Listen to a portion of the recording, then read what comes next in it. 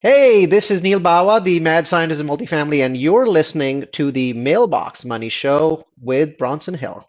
All right, so a lot of people think networking is just simply getting in a room and swapping cards with each other or shaking a bunch of hands, but that's not what good networking is. Good networking is actually adding value to people and really putting them first and figuring out what they need instead of just like, what do I need, right? Because a lot of times we can lead with, oh, I need money for my deal, or I need to find an investment deal. But if you just go and you show up at a great event with high caliber people and you're just simply someone who wants to add value and help people, doors fly open. It doesn't matter if you're a business person, if you're a syndicator, if you're a passive investor. I've found some of the best passive investors have gotten access to just completely invisible deals that no one else has access to because when someone thinks about who should I work with on this thing I need right here or this specific deal, they'll think of those people. So this episode you're going to love.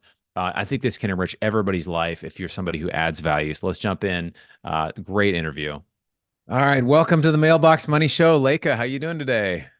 So good, especially because I'm sitting down and talk to you. Oh, thanks. Yeah, that's very thoughtful. You live in my hometown in Seattle, and we hung out there when I was up there last time. It was great, and Yeah. I've got to say, so much I admire about you, Leka. You're at many events, you're emceeing and moderating things, but you're just so great at networking and adding value to other people, and I really admire when I see people that do that well. And it's something that I'm really passionate about as well too. A lot of people think that good networking is like handing out business cards or like shaking hands or going to events, but there's a whole different level of bringing Mhm. value to people, which is really what good networking really is. And I've watched you do that, which is amazing. So before we get into that, let's get into just you as a person, your background. You're doing a bunch of stuff in real estate. You actually are doing some flips in Shoreline, Washington, which is a suburb of Seattle that I grew up in. So I went to Shorewood High Ah, School, which is kind of wild. But give our listeners a little bit of background on you and kind of what you're working on and how you got into real estate. yes, thank you so much for that. I grew up in India, moved to the States about 17 years ago, and I worked at Nordstrom Corporate as a brand strategy specialist. And through my career at Nordstrom, like I loved it. I loved working with the people there, and I loved just going into fashion every day and embracing that. But I just was missing my entrepreneurial spirit, the Mm. ability to wear multiple hats to solve major world problems. And I was just like, oh man, I'm lacking like just giving back to the community. And so that's how my journey and my foray into real estate started. I heard a radio ad for a concept called house flipping. And so I was like, okay, let me go explore this. I want to see what this is about. And then as I did that, I was like, wow, this is fascinating. Like this could, I could design these homes and that would kind of create that space to still design, but at the same time, it's problem solving, like lots of problem solving. So I just decided to jump right in. I quit my W-2 and bought my first house to flip, and that was 10 years ago. Uh, Wow. yeah, and since then I've flipped 100 plus homes, renovated like lots and lots of units, hundreds of units. Started to just amass a rental portfolio here in Seattle. And you're right, for some reason, Shoreline, Washington is my special place because I flipped about 15 homes in that area. And I don't know, Wow. but I just am drawn to it and I do great there in that neighborhood. Yeah. So, and great schools. Yeah. Um, so yeah, and so like through my real estate journey, I feel like I've done a whole host of things from just very real estate specific. I've done lot subdivisions, additions, syndications, renovated office buildings. So I've just gotten into this place where I love distressed property and buying distressed property and stabilizing them. But then also on another like community level, I do get to go MC huge events. Like I just did Bigger Pockets. I'm about to do the Best Ever Conference. And then just meet people in the community. And also I host a networking event monthly called Real Estate at Work. And I'm able to get like the local community in and network with each other. So Yeah. we host great events. We have 100 plus people that show up every month. Amazing. Your brother is one of our volunteers, which is so Yeah. great. Love it. Yeah. That's Love it. awesome. Yeah. Well, I love so much about that. A lot of times we start with, whatever our career is, we come to, where we have some goals and things. And then, for those of us particularly that are entrepreneurial, we just either are gluttons for punishment, or we want to create something that's like our own, right? That we have the freedom of Right. time, we can create our own thing, and you're able to do that. And I think we shared this. My sister actually worked at Nordstrom corporate for years ago as well, That's which is kind of cool. crazy. So, but Yeah. for you, like with flipping, and we talked about this, I think when we were in person last time we had lunch or we were at Yeah. coffee, we were talking about how you were able to bring some of that design and the interest in design and you like fashion and all this stuff too, and you're able to bring that into these flips that you do. That you can basically like, I think I asked you what your secret sauce was, and you're like, well, I love like the design part. I can come in and I can take this, and to do that with over 100 homes in 10 years, like that's a lot. Like how many projects do you have going on right now? Oh, I think about 6 or 8, but they're all in different phases of the project, right? So some Yeah. I'm waiting on permits, some I'm waiting to close, some I'm just about to finish the construction process and about to list. So it's like, and some just in feasibility. So I just have a lot going on at any given time. Yeah, and how do you manage all that? Because obviously you have all the networking and these events that you're doing, and then you've got like these flips that are all in different stages. Do you have a pretty big team, or like how do you like walk that through? And then are you always looking for new properties, or like what's that process look like for you? I don't have a big team. I have a very small team, but I am constantly looking at properties. So I work with really good wholesalers that are educated, that are investors themselves, that when they bring me a property, they kind of know and they understand the numbers. So I'm not buying off of some green wholesaler. I mean, I sometimes I do that too, but for the most part, it's like a well packaged deal. Like, hey, this is why you should buy this. And Yeah. so it makes my job as an underwriter and a buyer so much easier. I have a very seasoned contractor crew. People that I can just say, this is my vision, this is how I want it executed, and they go out and they do that. So that really helps. Um, so yeah, I mean, I think just I you asked how I do this, not at all efficiently, but I prioritize. I'm really good at prioritizing what is absolutely necessary and then just getting rid of everything that is unnecessary that can wait another day.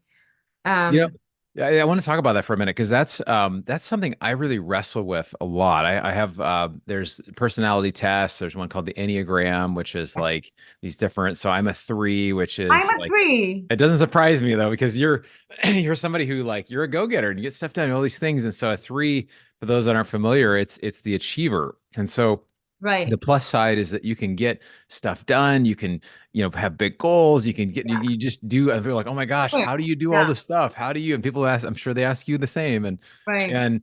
But the downside of it sometimes is, you can kind of, well, they say the downside of each like 1 through 9, all these numbers have a downside. And one is that you can kind of get so into the goal and so into what you want, you can kind of lose yourself a little bit along the way, or like your heart or what's really important. But another thing that I've found is that I have a list every day. Like here's my list right here.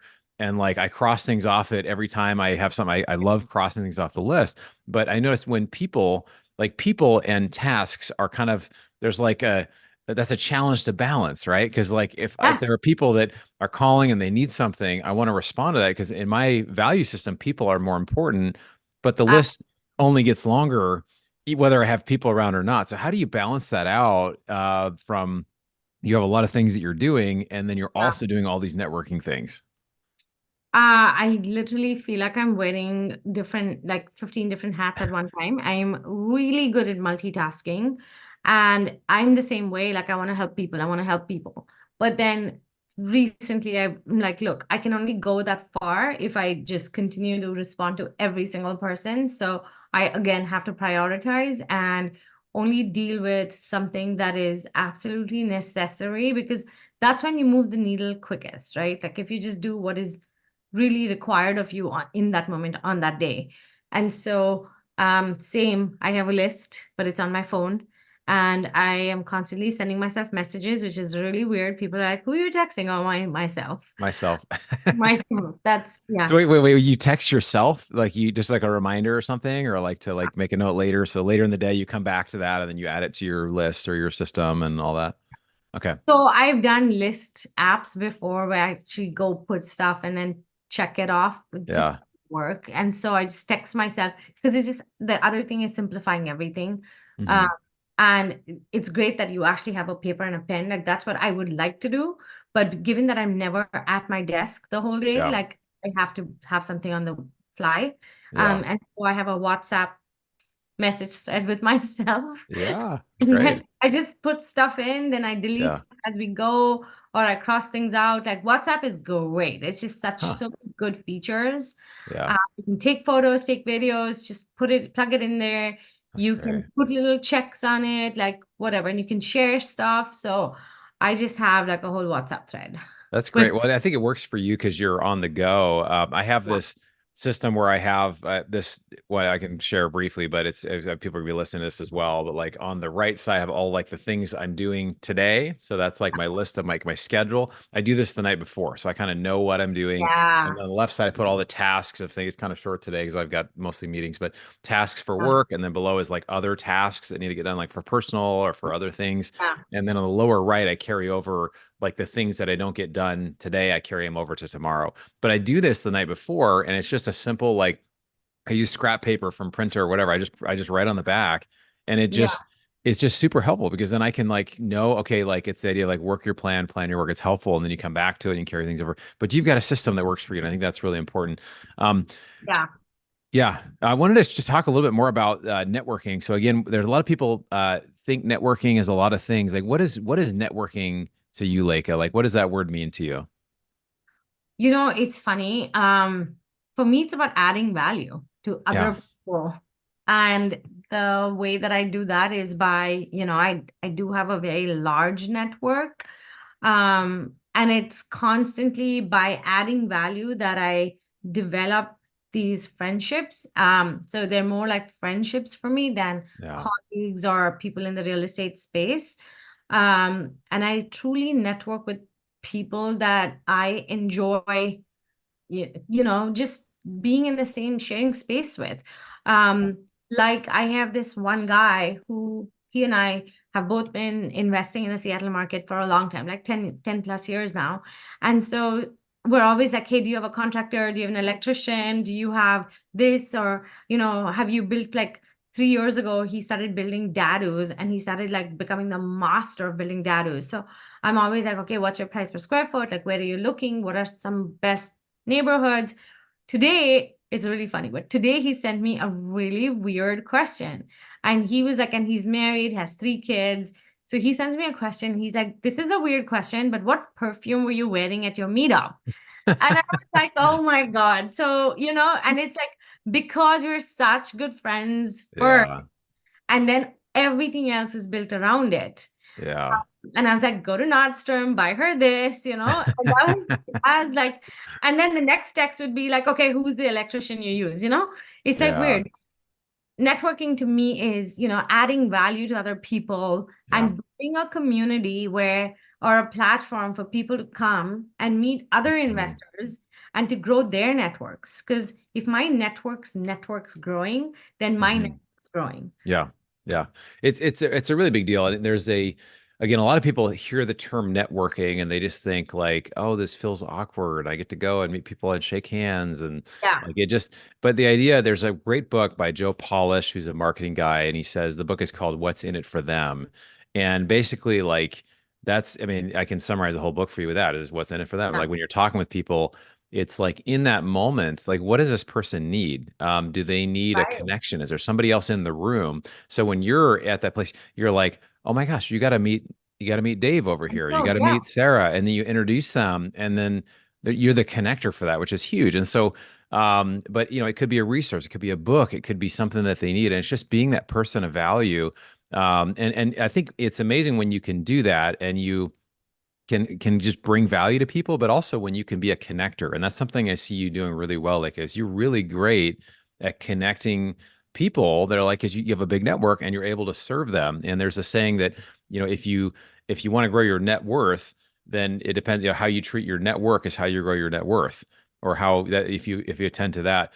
So I yeah. think that's really awesome. What are some things that, doing these events, I guess for you from an organizer, what are some things that you're doing? Like you said, you're being that point of connection. Are there things that people don't realize? Like going to an event is very different than organizing an event. I run a local meetup here as well in LA, and so I understand that. But like, what are some things that go through your mind as you're in one of those events and as you're looking to be a person of value at an event that you're hosting?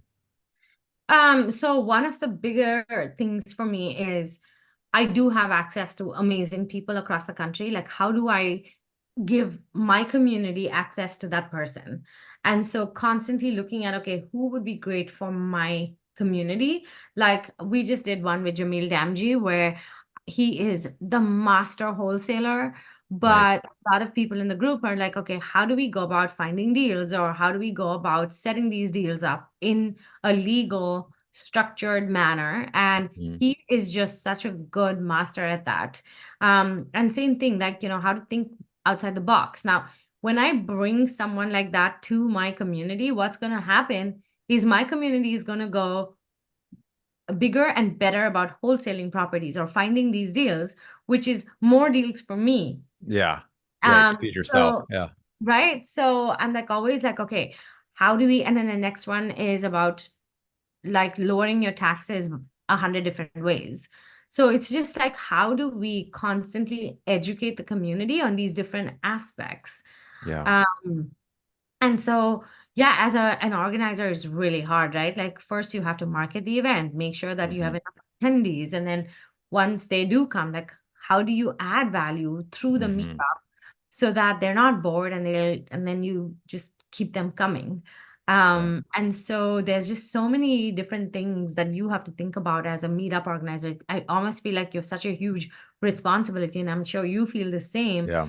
is these people are spending money, giving up their evenings with their families, and then coming to your event. Like, what are they getting in return? Yeah. Yeah, it's really it. I mean, I think too, this is a lot of people, at least on this show, is more, the Mailbox Money show is more geared for passive investors. And a lot of people wonder, like, well, I don't really want to organize events. I don't really I'm not organizing all this stuff myself. But as a passive investor, some of the best passive investors that I know are some of the best networkers. I know a guy that is invested a ton and he just finds amazing, unique deals. And he's just doing a lot of networking. He's calling people. He's going to events. He's learning.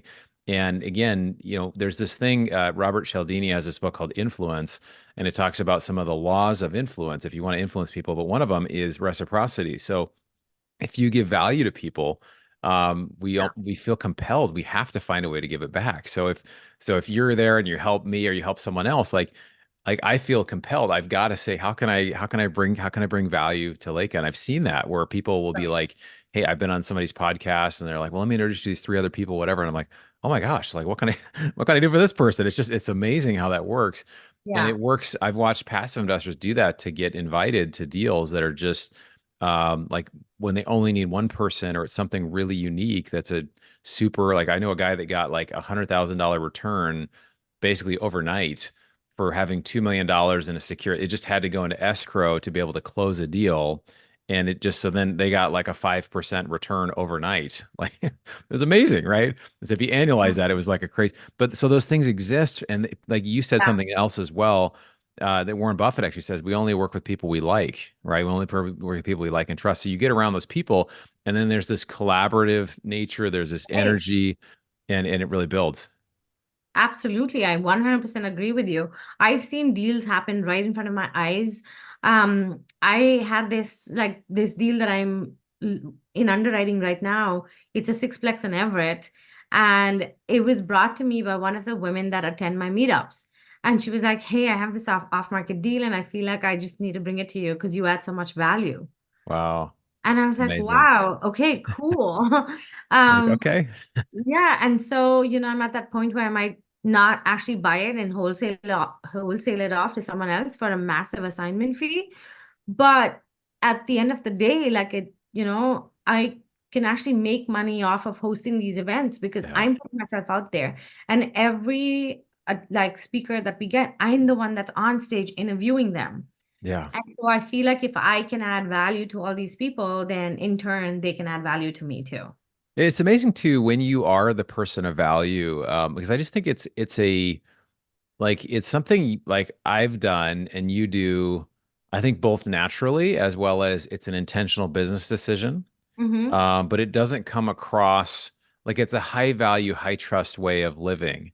But it Right. also allows you to like be the person at the front asking the questions. And I think that's kind of a side thing. When I was first learning, there's a difference between being an expert and being a leader, right? Before I Right. was an expert, I was Right. the guy in the front of the room. And, after having many calls, 62 calls with friends and family and zero invested, this guy was at the first meetup we did, and because I was in front of the room with 60 people, he's like, "I Yeah. do one of your deals." And again, it's just being presented as a leader, and then also being able to be with that person and ask those questions. And like, I get time with Ken McElroy or conversations like people like you, that are just high value people that I wouldn't normally just like. I'm going to call up and have a conversation and about these things, right? It's just finding a way to Yeah. create value. Well, let me ask you this. I know you're in touch. You're Brandon Turner's a friend of yours. I know you're involved with Bigger Pockets. You're emceeing, which is a really huge, huge conference with thousands of people. Well, how do you think about people that are obviously there's people that you're serving in your community that are investors. There's people that are local and things like that. How do you serve people like a Brandon Turner or like somebody who's a much more well-known person? Like how I mean, do you think about that as well, or what are some ways you try to Yeah. find someone who's kind of like maybe at your level or even above your levels? Like how do I serve this person? Like what are some thoughts that go into that? Yeah. Oftentimes it's like, I oftentimes it's about introducing them to someone kick-ass. Like I Yeah, just interviewed a Seahawks player, Cliff Averill, yeah, and um and in turn like introduced him to Brandon Turner, who can then have him on the Better Life podcast. wow, And so it's, people think, oh my gosh, that one person is so much bigger and better than me and so much more powerful.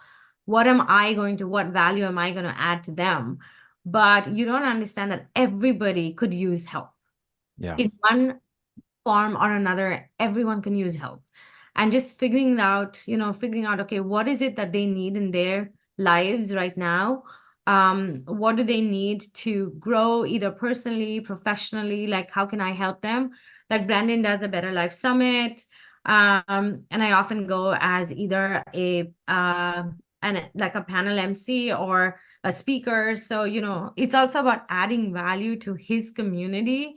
Um, I think there's just so many different ways that you can truly add value, or finding them investors, finding them um, people to partner with on deals, like whatever it is. It's just, there's so many different ways you can go about doing that.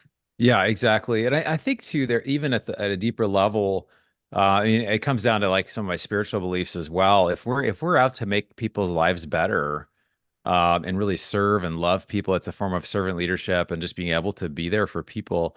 I think even, somebody, if you're listening, you're a passive investor and you're like, I've kind of got everything. Don't really need to build a business. Like why it doesn't really apply as much. I think it's a way that we find purpose, right? We find Right. purpose in doing this. Like, and then people, it's amazing. It's kind of like a self-reinforcing thing because I know like you're not doing this so just so you can get more deals or so that you can build your own empire. But in the process of you helping and serving other people and putting them first, it is building you. It is building your business. It's building opportunities. Deals are coming to you. And the same happens to me.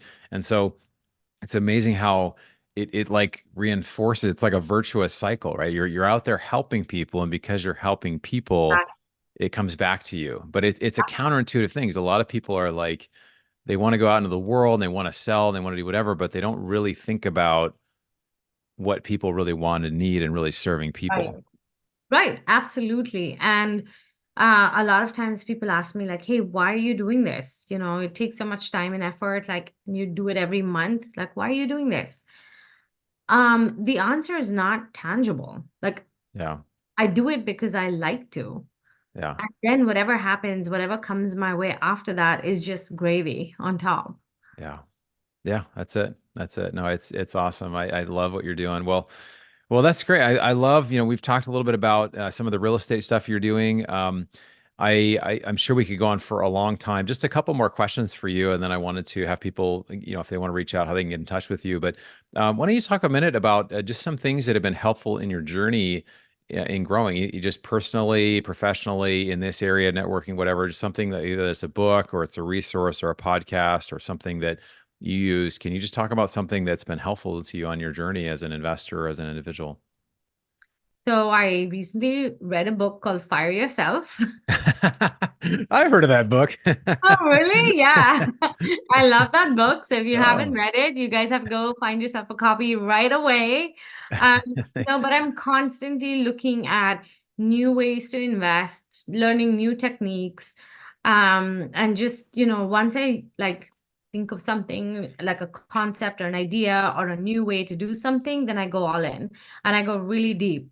Like there's a guy who is super awesome and started investing in real estate 50 years ago in my local Seattle market. wow. And he's been doing seller finance deals now for like 45, 50 years. And can you Wow. imagine what that was like 50 years ago?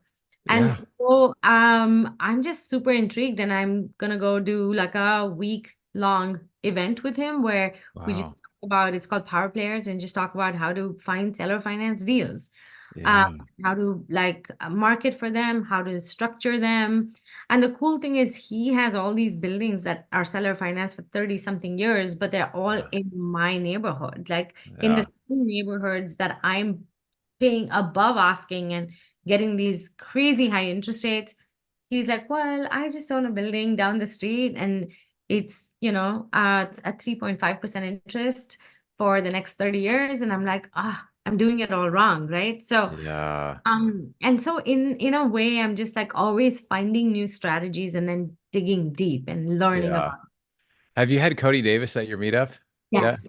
Yeah, Yeah. he's Cody is a amazing. friend of Yeah. mine. So 24 I'll years interview old, 200, him. yeah, 200 multifamily units, and it's crazy. But it's interesting. 40 years ago, that when the inflation was really high, they were doing a lot of seller financing stuff. And there's a lot of Yeah. stuff that's just it's not new. It's coming back because this is how Back. deals are getting done. It's hard to get deals done otherwise. So I think it's really great.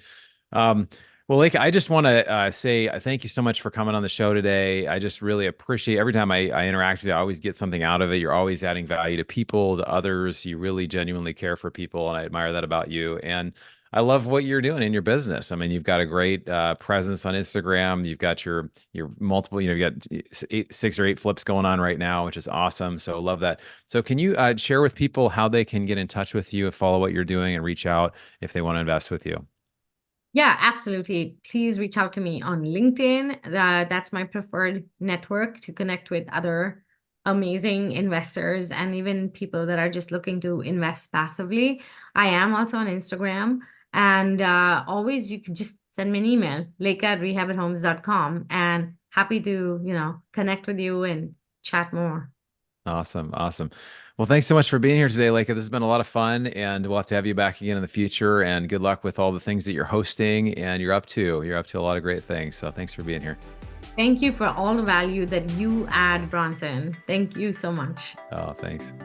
All right, so I got a lot out of this interview. It's really near and dear to my heart to be someone who adds value to other people. When you do it and you do it in a way that's genuine, it really does fulfill a deep purpose in who you are, right? It's like I feel like my faith in God is like if I can be someone who helps other people, right? I look at Jesus, and Jesus was somebody who went out helping people, right? That's part of my core, but that's who I am. And whatever faith you are, if you can just be someone who seeks to give first, right? To understand first, to give value first, then it will be given to you. It will come back to you. And there's even a Bible verse that talks about that, like seek first, God's kingdom, or seek first what's right, or helping others, and then everything you need will be given to you as well. So these are just like basic world principles that I believe to be true.